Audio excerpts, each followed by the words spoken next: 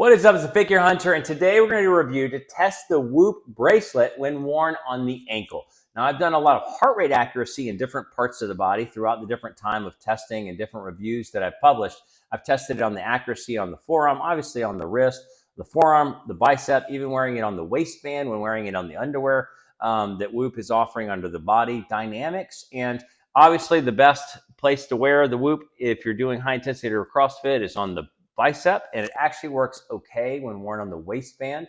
Definitely don't recommend wearing the Whoop device on the wrist if you're doing CrossFit or high intensity interval training workouts, because it is not nearly as accurate as on the bicep. But in the underwear, when I was actually wearing it on the waistband, great for heart rate accuracy when on a workout, but erroneous for the start and stop times for sleep, or something about the way the device lays. And so I thought, well, maybe on the ankle, it'll be different, because as somebody that tests and reviews a lot of devices, and somebody that doesn't necessarily want something on the other wrist, if I'm testing a device on the, on the primary wrist, I just thought, well, maybe the ankle would work great. So besides looking like you're on house arrest and you have an ankle bracelet, how would it actually work? And so we're going to look at how did it track accuracy wise for sleep tracking on the ankle. And then we're going to look at how it tracked for workout tracking on the ankle, and then we're going to talk about it in summary. So with that, let's dive into how it tracks sleep tracking on the ankle.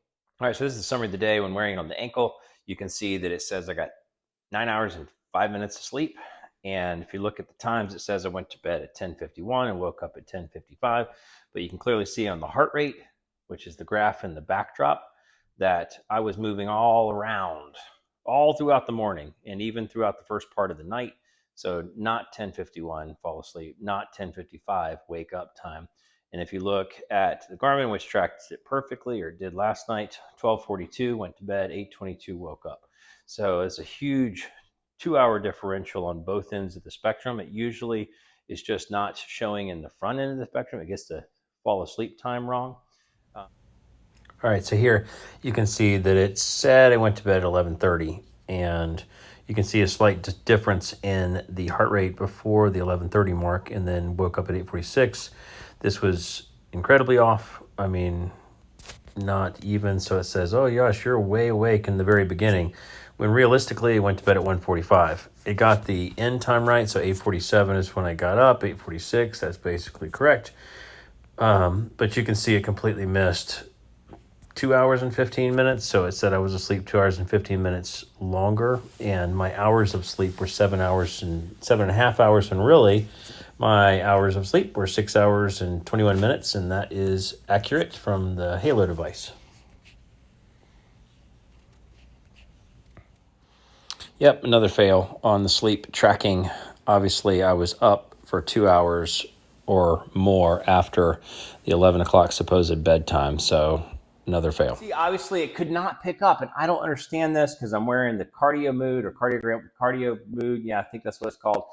Bracelet on the ankle now, and it's picking up my sleep times, my start time, my end time, and the Whoop just for some reason didn't get that right. I do trust the overall heart rate variability metric calculation and some of the health metric calculations. But at the same time, you just have to wonder if some of those other metrics are off, if it's not picking up the basic start time on your sleep, and then oftentimes the end time. So mostly it was almost always off on the start time and sometimes off on the end time. So not accurate there. But what about for a workout? What about for just wearing the Whoop on your ankle for daily life? And will it track accurate heart rate for workouts themselves? So let's look at some workouts that I tracked. This was just an automatically tracked workout, 146 average heart rate. And you can see it's sort of a straight line just across the middle, right at that 150 beats per minute with a slight dip in the middle. And if you look at the actual workout, it is a highly different picture where you can see there was an EMOM in the front end with front squats rotated with back squats, and then 4 rounds with rest in between each round in the back end. So very distinct heart rate graph versus a very non-distinct heart rate graph. Here's another one with a graph sort of across the middle on the 18th, and you'll see the average heart rate of 152, and you'll see something weird in a second with a strain of 15.7. And then if I go to the Garmin workout for that same day, you'll see the heart rate is totally not across the middle. It had lighter lifting, or lifting that didn't jack up your heart rate, in the front end, and then a longer endurance workout on the back end, which just kept the heart rate high. And then if I click back here, it suddenly goes to today's workout with a different heart rate graph. Now, this is not the heart rate graph we saw initially. So some oddities there. And the last one we'll look at, we'll see, basically some intensity in the front end, sort of a pause in the middle, and then intensity on the back end, and average heart rate 135. And then this is what the workout actually looks at. Super intense on the front end with, let's say, mediocre intensity on the back end. But you can see that it was, concentrated heart rate intensity zones and periods with an average 127. And then here somehow still jumps back to today with the old heart rate graph. So that's the heart rate graph from January 17th, but it's got the statistics overlaid on top of it from today. So if you go back to the 17th, you'll be able to see that was the actual correct statistics. It just didn't track the workout correctly at all. Another total disaster when it came to actually calculating the workout. It is true I started the workout at 4:34, and it is true that I ended at 5:57, and this was just automatically picked up. So it is picking up changes in motion and changes in heart rate. But it said I averaged 146 beats per minute, and I burned 1,000 calories. Wouldn't that be awesome? Instead, the reality is that my average was like this. This is exactly how it looked. It had 5 specific rounds with 1.5 breaks in between. Had some deadlifts in the beginning, and then I just did some extra work towards the back half. But that is a huge difference in calories and heart rate accuracy. I mean, this has got a very distinct heart rate graph, and this does not.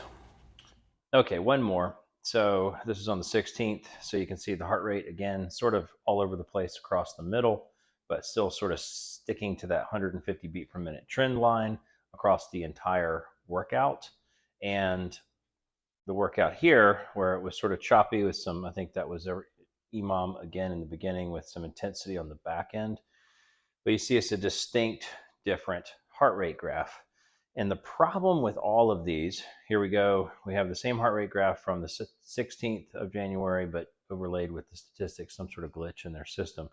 But here's the problem with any of these, is it's giving me these ultra high strain scores, which correlates to much harder workouts. So none of them being accurate, because it's just got me sticking to 150 beats per minute for a prolonged period of time, which is not at all how the workout looked.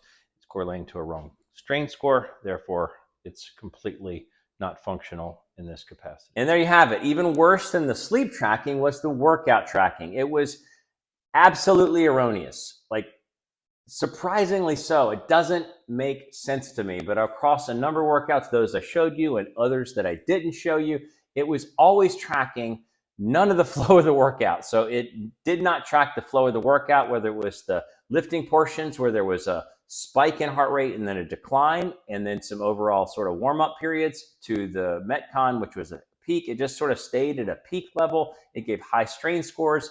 Definitely not worthwhile for accurate assessment of your overall rigor of your day or rigor of your workouts. So just in all categories, whether it was the primary elements of sleep and workout tracking, which is the primary things you would need the Whoop device for, it seemed erroneous when worn on the ankle. I didn't test it further up the ankle, lower down on the ankle, super tight on the ankle. I didn't test all those things. I just put it on my ankle, basic and snug, and just went about my day.